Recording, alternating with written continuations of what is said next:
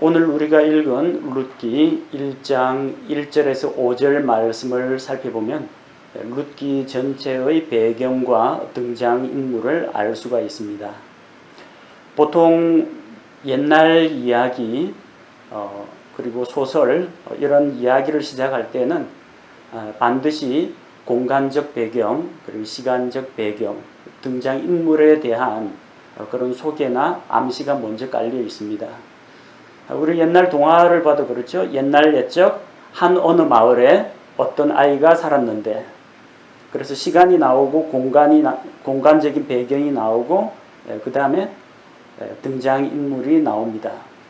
룻기 1장을 보면은 우리가 그 시대적인 배경과 또 공간적인 배경 또 그 시간대와 그 공간 속에서 활동하던 사람들이 누구인지를 살펴볼 수가 있습니다.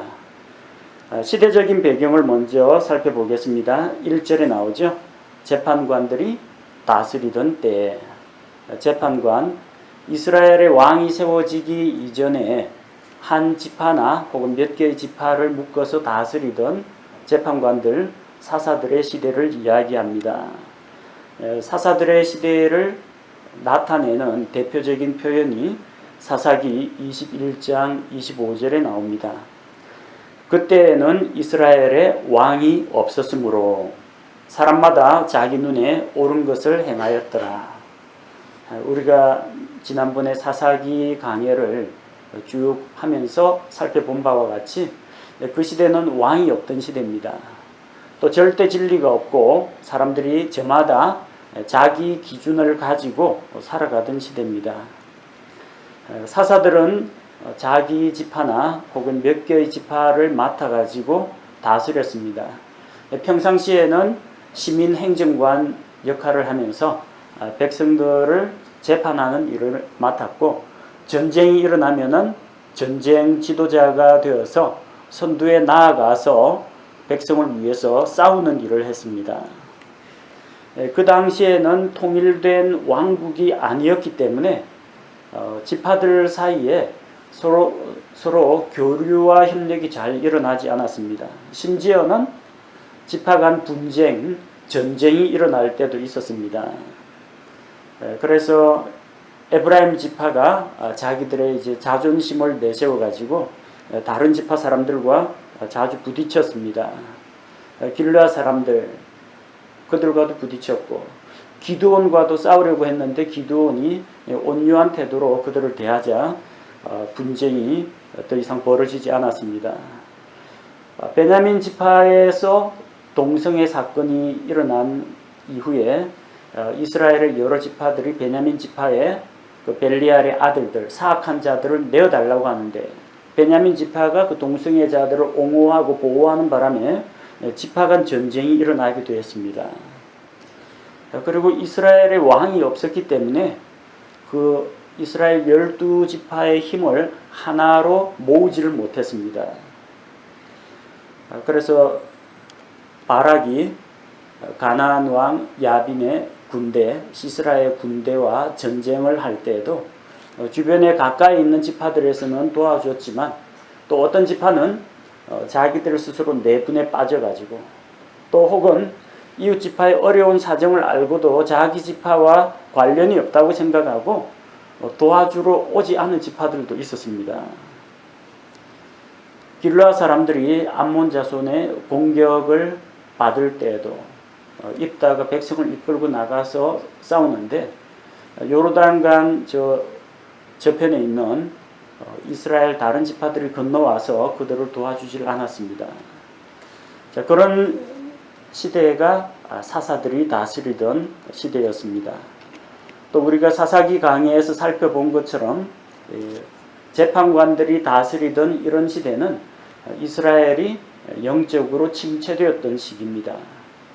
여호수아 당시에 믿음으로 나아가서 그 땅을 정복하고 땅을 분배하던 그런 영화로운 시절이 끝나고 여호수아와 그와 함께했던 장로들 곧 하나님께서 이스라엘을 위하여 베푸신 크신 능력을 알고 있는 자들이 죽은 다음에는 백성들이 우상 숭배에 빠졌습니다.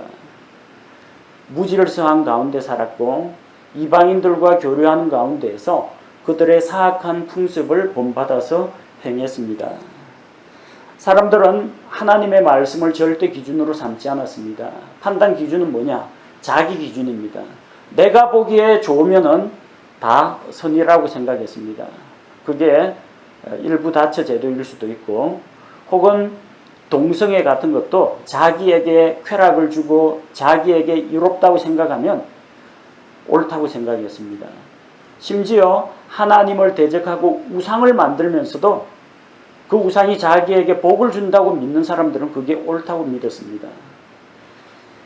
절대 진리를 따르지 않고 각자 자기 눈에 보기 좋은 대로 행하던 그런 시대였습니다.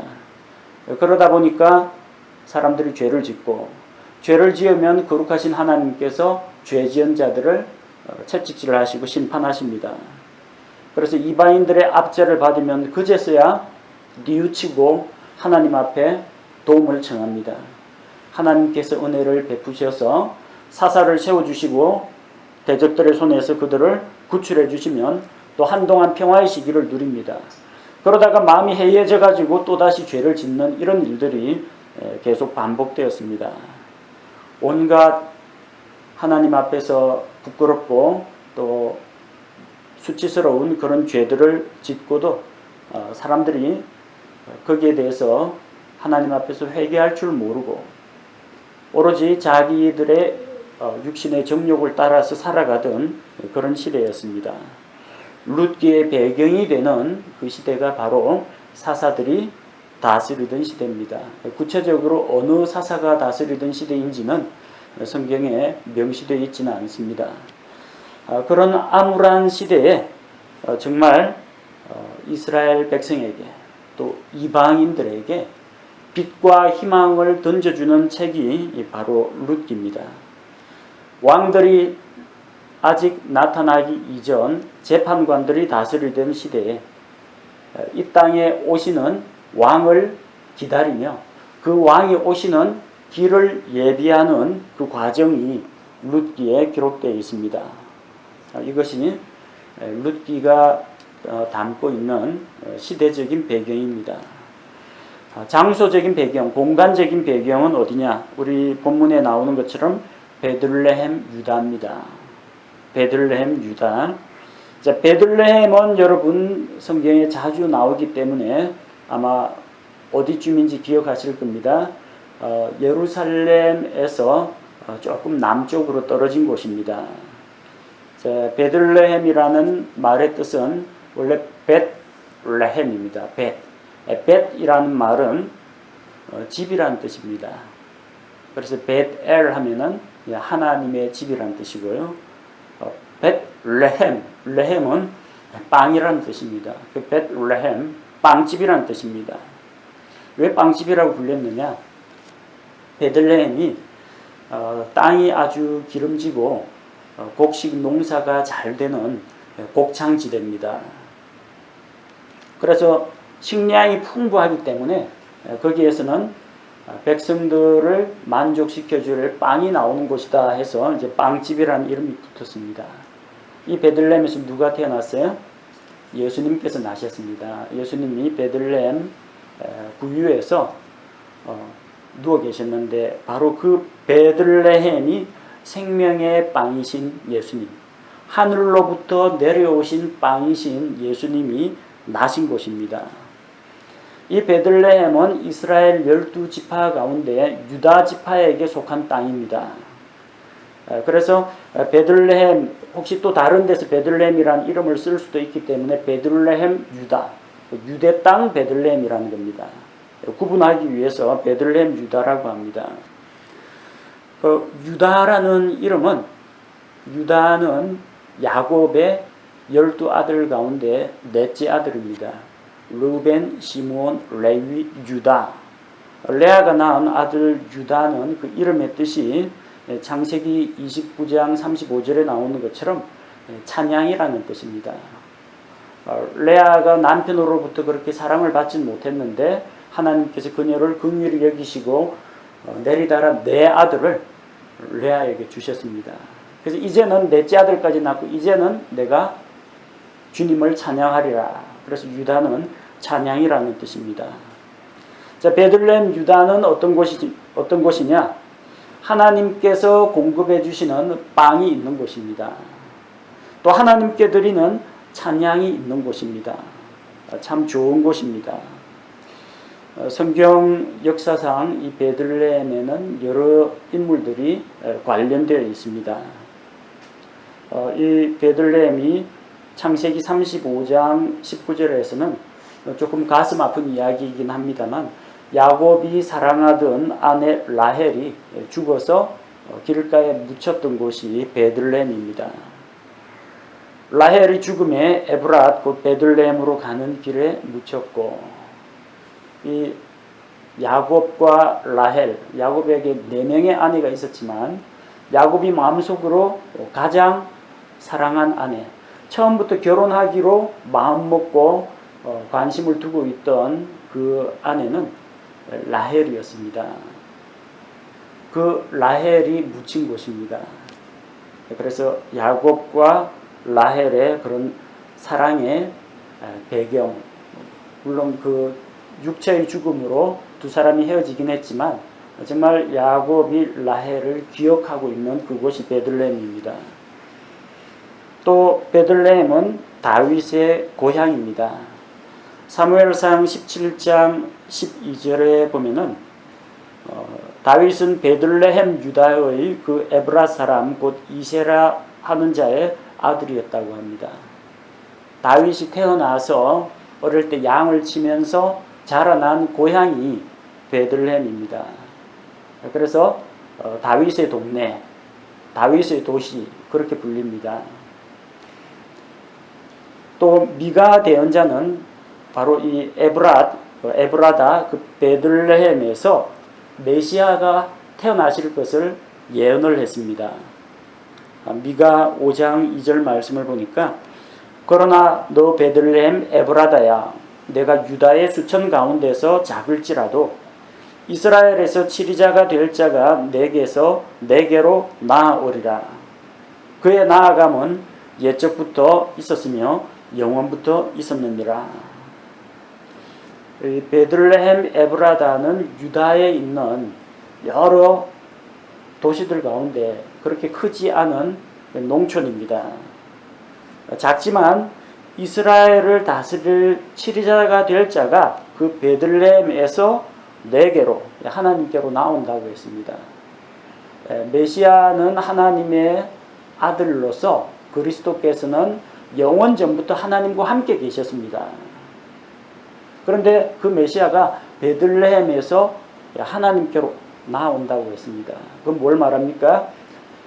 아들 하나님께서 아버지 하나님의 품을 떠나 이 세상에 오셔서 베들레헴이라는 곳에서 사람의 몸으로 태어나신다는 이야기입니다. 그분은 영원하신 분입니다. 베들레헴에서 태어나는 그때부터 그분의 인생이 시작된 것이 아니라 그의 나아감은 옛적부터 있었고 영원부터 있었습니다. 영원 전부터 계신 하나님이시라는 이야기입니다. 그리고 과연 그 미가 대언자의 예언대로 마태복음 2장 1절에 예수님께서 베들레헴에서 태어나셨습니다. 이제 헤롯 왕 시대에 예수님께서 유대의 베들레헴에서 태어나시네. 베들레헴은 상당히 뜻깊은 곳입니다. 바로 여기에서 예수님의 조상이 되는 보아스와 룻의 사랑 이야기가 수확하는 밭에서 벌어지게 됩니다. 그래서 우리가 베들레헴에서 일어난 이 보아스와 룻의 사랑 이야기를 살펴보고 또 한편으로는 자기 백성을 긍휼히 여기시는 하나님의 모습을 살펴보고 또 하나님께서 이방 여인에게 베푸시는 그 은혜를 보면서 그 모든 것이 곧 우리에게 은혜를 주시는 예수님 또 장차 이방인이 하나님으로 인해서 누리게 될 복에 대한 기록이라는 것을 우리가 배우게 됩니다. 자, 시간적 배경, 공간적 배경에 대해서 살펴보았고 등장인물을 살펴보겠습니다. 중요한 등장인물 가운데 한 명인 보아스는 룻기 2장에 가서 나옵니다. 1장에서는 어떤 인물이 나오느냐, 엘리멜렉의 가족들이 소개되고 있습니다. 2절과 4절에 자, 어떤 사람이 자기 아내와 두 아들을 데리고 있었다고 했는데 2절에 그 사람의 이름은 엘리멜렉이요 그의 아내의 이름은 나오미요 두 아들의 이름은 말론과 기르온이라고 했습니다. 자, 이런 이름이 나오면 그 이름이 담고 있는 의미에 대해서 한 번쯤 또 생각해 볼 필요가 있습니다. 자, 엘리멜렉, 엘로힘 이런 단어가 들어가면 엘은 하나님이라는 뜻입니다. 멜레크, 말라크 여기에서 나온 말인데 왕이라는 뜻입니다. 엘리멜렉 그 이름은 나의 하나님은 왕이다. 혹은 왕은 나의 하나님, 왕이신 나의 하나님 그렇게 생각하시면 됩니다. 그 다음에 이제 나옴이라는 여인이 있는데 엘리멜렉의 아내입니다. 나옴이라는 이름은 희락, 즐거움, 행복 아주 좋은 이름입니다. 그래서 이들 부부가 베들레헴 유다에 살고 있었고 그들 사이에 아들이 둘 있었는데 말론과 기르온이란 이름입니다. 이름을 참 아들 이름 치고는 좀 안 좋은 이름을 지었습니다. 우리는 보통 이름을 지을 때 좋은 의미를 많이 부여합니다. 뭐 튼튼하게 자라라, 지혜로운 자가 되어라, 뭐 아름답고 뭐 선하고 이런 단어들을 이름에다가 넣기를 원합니다. 근데 말론과 기론이라는 이름은 뭐 어디를 봐서도 좀 보통 사람이라면 좀 채택하기가 어려운 이름입니다. 말론이라는 이름은 병이라는 뜻입니다. 병든 자 혹은 질병 그런 의미입니다. 기론이라는 이름은 쇠약한 혹은 소모적인 낭비 그런 뜻입니다. 아마도 이름을 짓게 된 데는 나름대로 그런 이유가 있으리라고 생각합니다. 이 부부에게서 태어난 아이들이 좀 어릴 때부터 건강하지가 못하고 좀 몸이 많이 아팠던 모양입니다. 그래서 너무나 병약하게 태어난 아이라고 해서 말론이라는 이름을 지었고 또 이 기르온이라는 그 이름도 너무나 허약해서 몸이 쇠약하고 또 쉽게 에너지를 다 이제 소모해버리는 쉽게 이제 맥이 빠지고 힘이 빠지는 좀 나약하고 힘없는 그런 아들이었기 때문에 이름을 그렇게 지은 것 같습니다. 나중에 그들이 젊은 나이에 죽는 것을 보면은 그들이 그렇게 튼튼한 사람은 아니었다는 것을 우리가 미루어 짐작할 수가 있습니다. 그리고 모압 지방으로 이주한 다음에 그 아들들이 모압 여인들을 아내로 맞이했습니다. 그 아내의 이름은 이제 오르바와 룻입니다. 오르바라는 이름은 뒷목, 목 뒷덜미 이걸 말합니다. 신명기 9장 6절에 나오는 너는 목이 뻣뻣한 백성이다 할 때 그 목이 뻣뻣한 그 의미가 오르바입니다. 반면에 룻이라는 이름은 친구, 동료 그런 의미를 가지고 있습니다. 나중에 보면은 놀랍게도 역시 사람이 좀 이름을 따라가는 그런 경향이 있구나 그런 걸 또 발견하게 됩니다. 자, 이들 등장인물들 엘리멜렉의 가정에 어떤 일이 일어났느냐 그게 우리가 읽은 본문 말씀에 나와 있습니다. 자, 1절에 보니까 그 재판관들이 다스리던 그 때에 땅에 그 땅이라는 건 가나안 땅을 이야기하죠. 땅에 기근이 들었습니다. 기근 때문에 그들이 모압으로 이사를 가게 됩니다. 이스라엘 땅에 가나안 땅에 기근이 듭니다. 약속의 땅에도 기근이 찾아옵니다. 창세기 12장 10절에 보면 하나님의 말씀을 따라서 아브라함이 가나안 땅에 들어왔습니다. 약속의 땅에 도착했습니다. 그런데 들어오니까 그 땅에 기근이 찾아왔습니다. 하나님이 가라고 해서 갔는데 여기까지 왔는데 또 하나님께서 그 땅을 복된 땅이라고 하셨고 약속으로 주시는 상속 유업이라고 하셨는데 그 약속의 땅에도 기근이 찾아왔습니다. 기근은 팔레스틴에 종종 자주 찾아옵니다. 그런데 그 기근이 때로는 하나님께서 사람들을 징계하는 수단으로 사용되었습니다. 신명기 28장 18절에서 19절 말씀에 보면 팔레스틴 언약 가운데, 땅에 대한 언약 가운데 하나님께서 너희가 내 말에 순종하면 복을 받을 것이다. 들어가도 복을 받고 나와도 복을 받고 내 빵 바구니가 복을 받고 내 자녀가 복을 받고 가축들이 복을 받고 논밭에 자라는 곡식들이 복을 받고 복을 받을 것이라고 했습니다. 그러나 만약 너희가 나의 이 율법의 말씀에 불순종하면은 어떻게 되느냐? 저주를 받을 것이다. 그 저주 가운데 대표적인 것이 무엇이냐? 내가 너희의 양식을 끊어버리겠다. 내가 그 땅에 기근을 보내겠다. 그 땅에 비를 내리지 않겠다. 너희가 수확을 할 때 메뚜기나 이런 벌레들이 너희의 곡식을 다 먹어버릴 것이다. 기근으로 너희를 치겠다고 하나님께서 말씀하셨습니다. 사사들이 다스리던 그 시대가 어떤 시대입니까? 하나님의 말씀을 기준으로 삼지 않고 자기들의 눈에 보기에 좋은 대로 살아가던 시대입니다.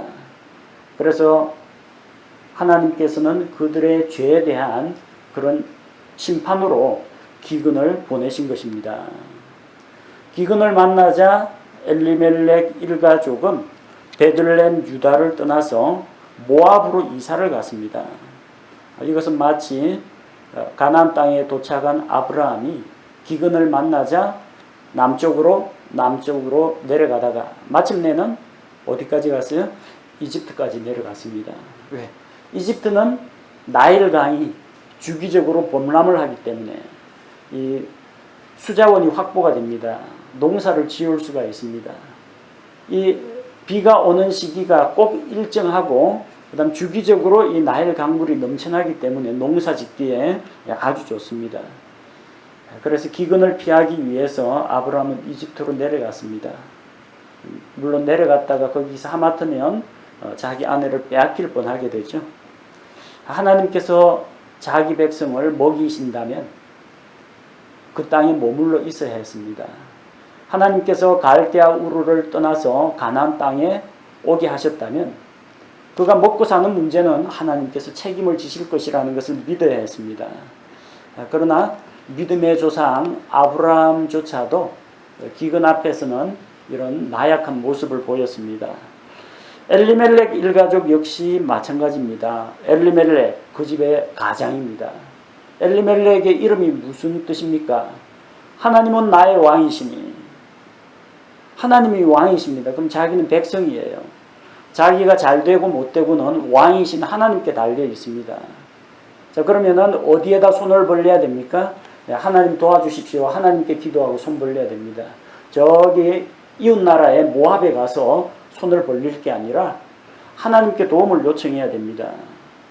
그런데 그는 이름은 하나님은 나의 왕이시니, 나의 왕은 오로지 하나님이시니 그런 좋은 이름을 갖고 있는데 기근 앞에서는 이름대로 살지를 못했습니다.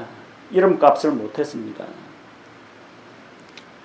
그들은 땅이 있는 집 베들레헴, 찬양이 있는 곳 유다, 베들레헴 유다를 떠나서 모압으로 건너갔습니다.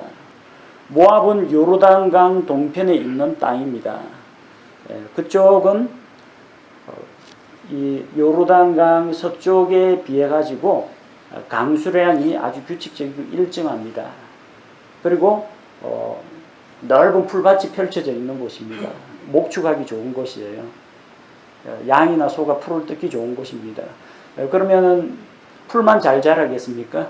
씨앗을 뿌리면 곡식도 잘 자랍니다. 그래서 이 약속의 땅에 기근이 드니까 엘리멜렉이 가족들을 데리고 요르단강을 건너서 모압 땅으로 건너갔습니다. 건너가면서 이제 땅은 팔고 갔겠죠. 여기서 이제 농사를 지을 수가 없으니까 아예 작정하고 이민을 간 겁니다. 모압은 성경에서 그다지 긍정적인 그런 의미를 담고 있지 않습니다. 모압은 창세기 19장에 보면은 아브라함의 조카인 롯과 그의 큰딸 그 사이에 근친상간으로 태어난 아들이 모압입니다. 그가 모압 민족의 조상이 됩니다. 모압 족속은 하나님의 회중 안으로 들어오지 못합니다. 신명기 23장 3절 말씀에 보면은 모압 사람은 이스라엘을 회중 하나님의 성회 안에 들어올 수 없도록 율법에서 규정하고 있습니다. 이것은 나중에 이스라엘이 포로 생활을 마치고 팔레스틴으로 다시 돌아왔을 때 느헤미야 당시에도 마찬가지입니다. 모압이나 암몬이나 이런 이방인들은 다 나가라고 해서 자기들로부터 분리시켰습니다. 시편 60편 8절에는 성경은 이 모압을 씻는 그릇으로 표현했습니다. 씻는 그릇인데 쉽게 이야기하면 이제 발 씻는 대야를 이야기합니다. 아주 천한 쓰레기통 같은 그런 곳으로 묘사를 했습니다. 베들레헴 유다 빵과 찬양이 있는 정말 좋은 곳을 떠나서 그들은 성경에서 하나님께서 비천한 곳으로 표현하고 있는 모압으로 갔습니다. 누가복음 15장에 나오는 집 나간 둘째 아들 이야기가 생각이 납니다.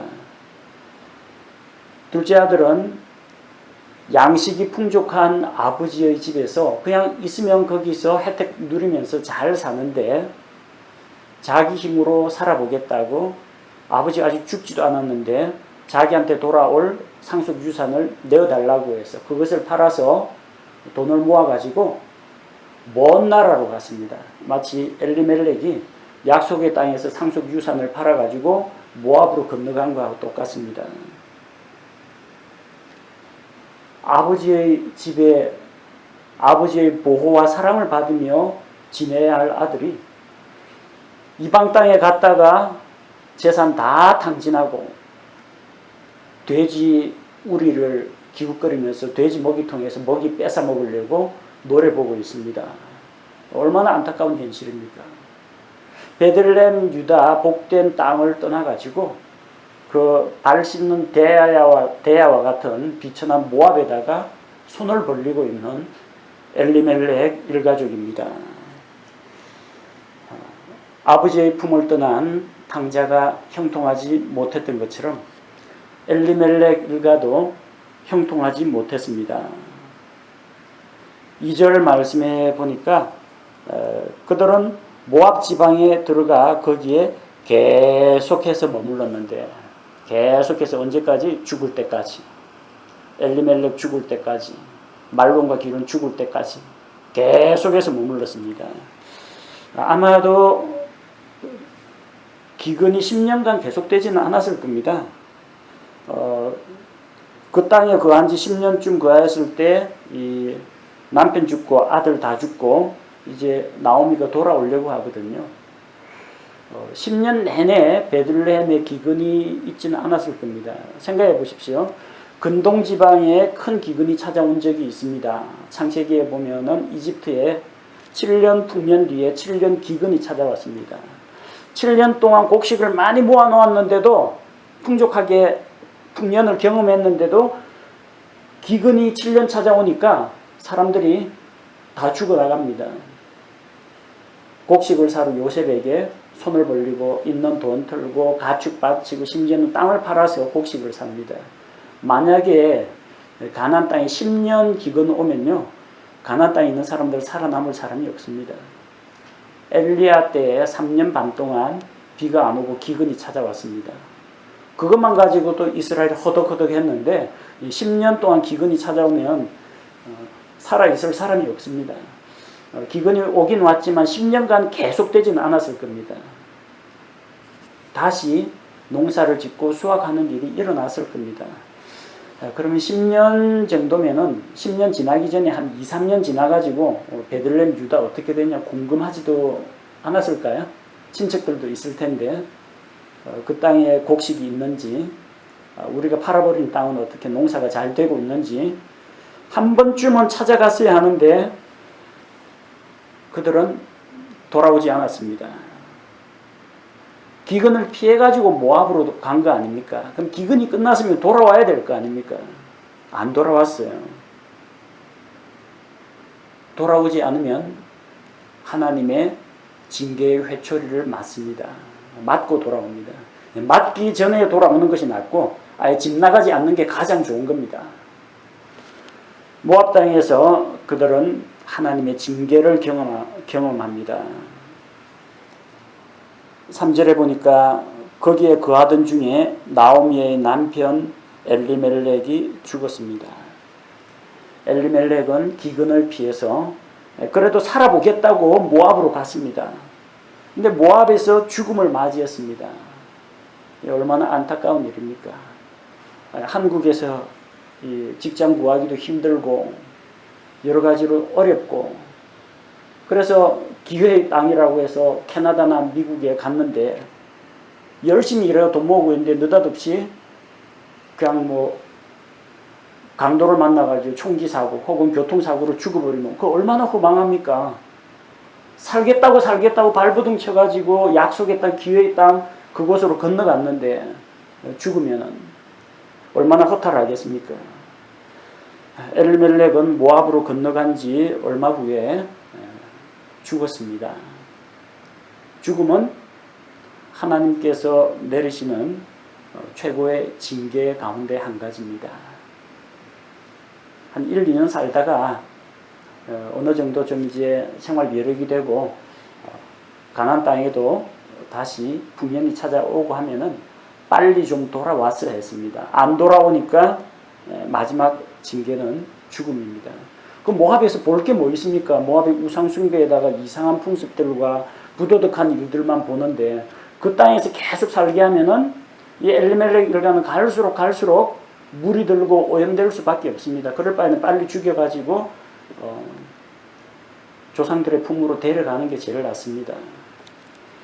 자, 그 후에 엘리멜렉이 죽은 뒤에 그의 아들들은 그 뒤에 남았는데 4절에 그 땅에 있으면서 모압 여자들과 결혼했습니다. 모압 땅에서 살다 보니까 믿음을 가진 어떤 배우자를 만나기는 어렵죠. 그래서 이방 여인들과 결혼했습니다. 말론과 기르온 그들이 결혼을 했는데 말론의 아내가 룻입니다. 룻기 4장 10절에 보면은 말론의 아내였던 룻이라고 나오는데 말론과 룻이 결혼하고 기르온은 오르바와 결혼을 했습니다. 그들이 그 모압 땅에서 살면서 본문 4절에 보니까 10년쯤 거하였을 때 말론과 기르온 두 사람도 다 죽고 모압으로 이주한 지 10년 만에 남편 죽고 아들들 다 죽고 나오미만 남았습니다. 그리고 두 아들의 아내였던 두 며느리만 남았습니다. 새 남자 죽고 졸지에 새 과부만 남았습니다.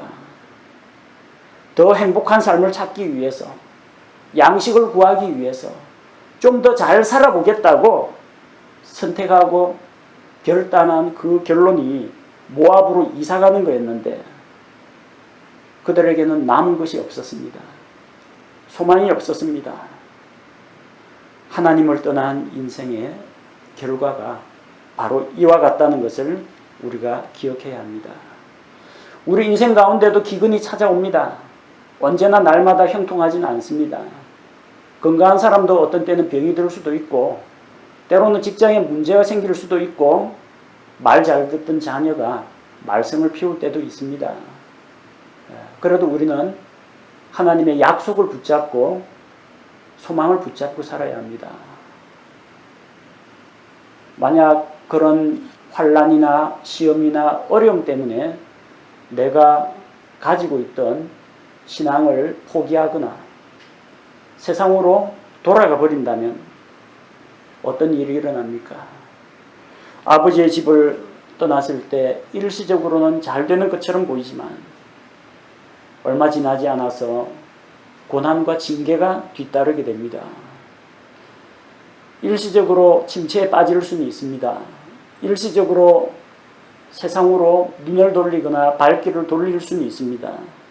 그러나 떠난 후에라도 잘못됐다는 것을 알았으면 빨리 돌이키고 돌아와야 합니다. 빨리 돌이키지 않으면 하나님의 징계의 채찍과 회초리를 맞게 됩니다. 심한 경우 육체의 죽음이라는 최고의 징계를 맞이하게 됩니다. 하나님을 떠난 그의 가정은 말론이라는 이름처럼 그들은 영적으로 병들었습니다. 기론이라는 이름처럼 인생을 낭비하는 결과가 되었습니다. 10년 동안 헛짓했습니다. 남은 거 하나 없습니다. 재산 탕진하고 믿고 있던 남편과 아들들까지 죽고 의지할 곳 없는 새 과부만 남았습니다. 하나님을 떠난 인생이 이와 같습니다. 하나님께로 돌아와야 합니다. 하나님의 곁을 떠나지 말아야 합니다. 룻기 1장은 엘리멜렉의 잘못된 선택과 그로 인한 비극적인 결과를 우리에게 보여주고 있습니다. 그것을 통해 우리에게 성경은 교훈을 주고 있습니다.